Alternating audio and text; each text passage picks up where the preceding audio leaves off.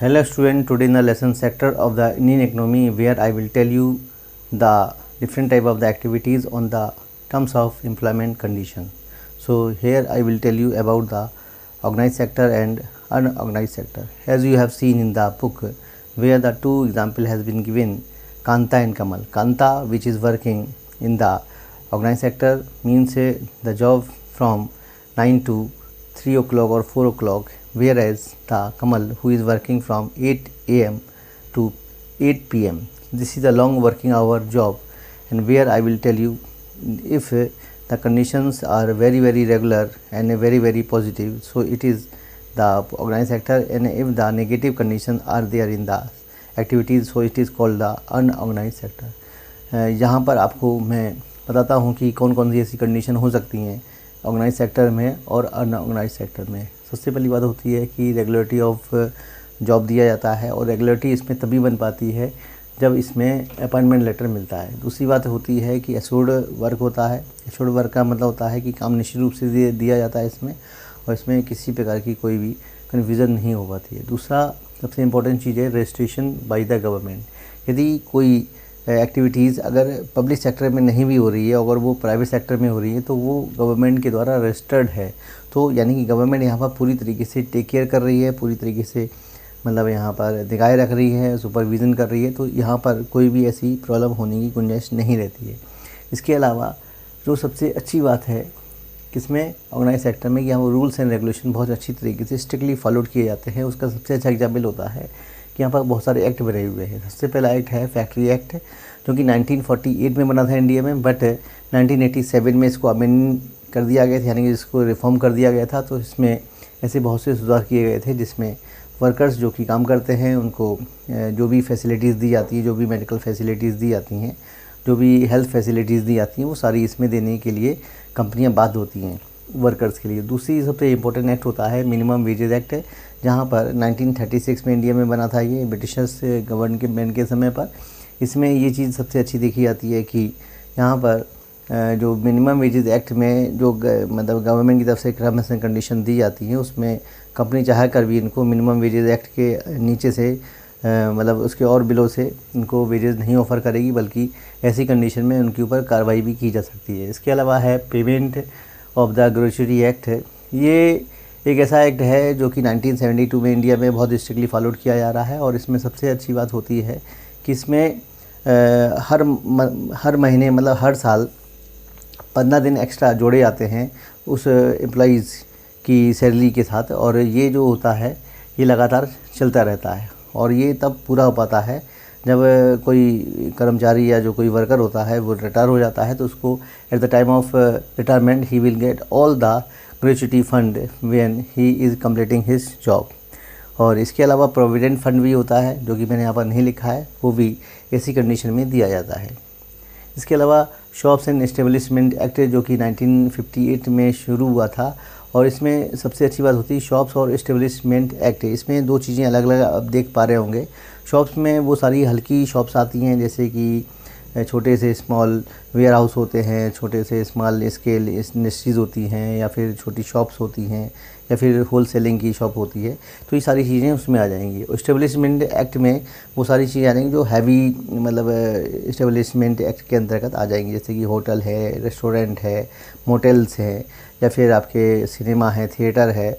इसके अलावा ऐसी बहुत सी चीज़ें आती हैं जो कि इस दोनों में आ जाएंगी। तो इसके लिए 1958 में एक्ट बना था राजस्थान में। इस एक्ट को 1958 से बहुत स्ट्रिक्टली फॉलो किया जा रहा है। इसके अलावा जो ऑर्गेनाइज सेक्टर में जो फैसिलिटीज़ दी जाती हैं, सबसे अच्छी बात होती है सिक्योरिटी बाय अपॉइंटमेंट लेटर। ये एक पॉजिटिव एटीट्यूड होगा ऑर्गेनाइज सेक्टर का, जिसमें कि जो वर्कर होते हैं उनको पूरी तरीके से पॉजिटिवली हैंडल किया जाता है अपॉइंटमेंट लेटर देकर, जिससे कि वो आने वाले समय में फ्यूचर में कोई भी अपने ऊपर प्रश्न चिन्ह उठता हुआ नहीं देख पाएंगे। इसके अलावा जो सबसे अच्छी बात होती है expected to work in the fixed working hour, यानी कि उनको वर्किंग आवर अलॉट किए जाते हैं, उनको उन्हीं में विदिन में काम करना होता है। इसके अलावा अगर वो कोई ओवर टाइम करते हैं तो उसके लिए उसको पेड मतलब उसको अलग से मतलब पेंशन देने की मतलब जो सैलरी होती है अलग से देने की योजना होती है अगर वो ओवर टाइम करते हैं। सपोज़ करो उनको संडे को बुलाया जाता है या उनको 2-3 घंटे रोक लिया जाता है, तो उसके एवज में उनको ऐसी चीज़ें दी जाती हैं। पेंशन भी एक बहुत ही अच्छी अट्रैक्टिव फैसिलिटीज़ होती है ऑर्गेनाइज सेक्टर में, जो कि रिटायरमेंट के बाद स्टार्ट हो पाती है और ये स्ट्रिक्टली फॉलोड होती है पब्लिक सेक्टर में, और प्राइवेट सेक्टर में ये पूरी तरीके से है ही नहीं देखा जाए तो।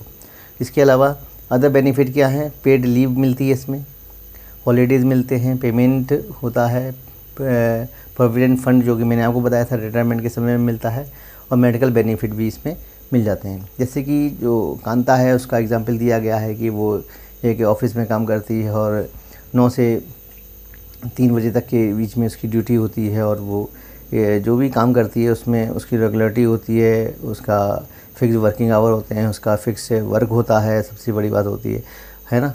और इसके अलावा संडे को वो नहीं आती, बट संडे को उसको पैसा मिलता है, यानी कि उसके लिए ये सारी सुविधाएं अलग से दी जाती हैं। तो ये तो हो गया ऑर्गेनाइज सेक्टर का। अब हम बात करते हैं अनऑर्गेनाइज सेक्टर की।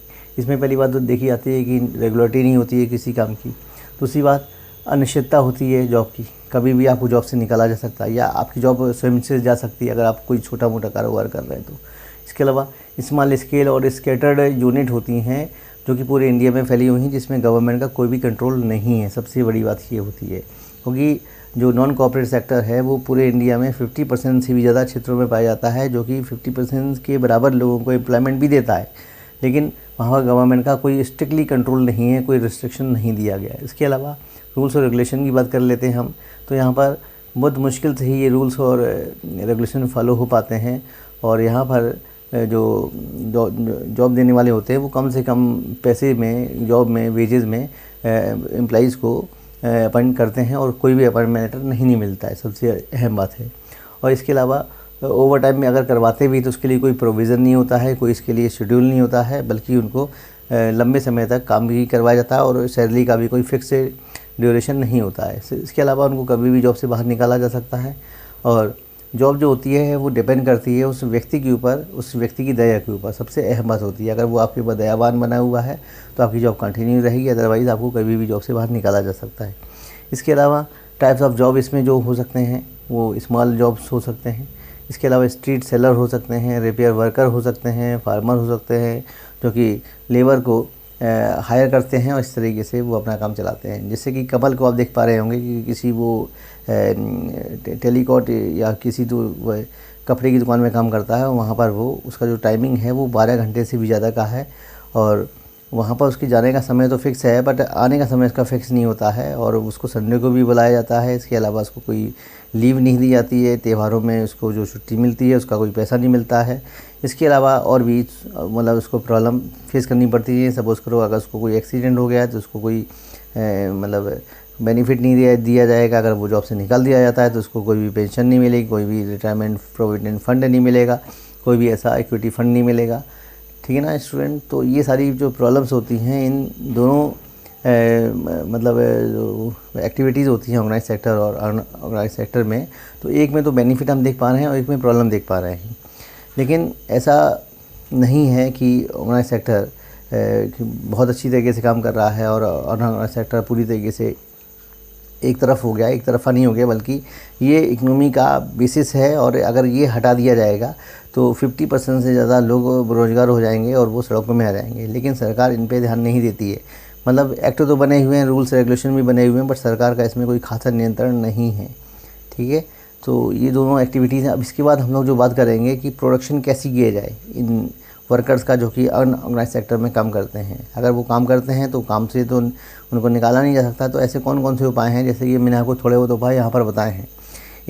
इनके अलावा हम लोग और भी चीज़ों को डिस्कस करेंगे कि जो कि मतलब उनके प्रोडक्शन के लिए बहुत ज़्यादा इंपॉर्टेंट हो सकती है। तो स्टूडेंट, ये आपने देखा कि जो एक्टिविटीज़ थी किसके टर्म्स बेसिस के ऊपर, टर्म्स एंड एम्प्लॉयमेंट की कंडीशन के ऊपर, जिसमें हम लोग दो चीज़ें पढ़ते हैं, ऑर्गेनाइज सेक्टर और अनऑर्गेनाइज्ड सेक्टर। इसको आपने बढ़िया से समझ लिया होगा, जो भी लिखा हुआ है आप इसको ध्यान रखिएगा। अगर कोई प्रॉब्लम होती है तो कमेंट ज़रूर करिएगा। मुझे आपसे शिकायत रहेगी कि आप लोग ना तो लाइक करते हैं, ना आप कोई कमेंट करते हैं, और सब्सक्राइब तो बिल्कुल नहीं बढ़ रहा है इसका। तो मुझे उम्मीद है कि आप लोग इस वीडियो लेक्चर के बाद शायद ये काम पे आ पाएंगे और मेरी इन रिक्वेस्ट को आप समझेंगे, जिससे कि क्योंकि इन जैसे जैसे आप लाइक करते जाएंगे वैसे वैसे वीडियो का जो सिस्टम है वो भी इम्प्रूव होता जाएगा, और आपकी जो मतलब कंप्लेंट हैं, आपकी जो प्रॉब्लम्स हैं वो हम समझ पाएंगे और इस तरीके से वीडियो को और भी अच्छी तरीके से हम हाईलाइट करके दिखा सकते हैं आपको, अगर आप चाहें तो। ठीक है स्टूडेंट, तो thank you for watching and listening me, for watching my video. Thank you.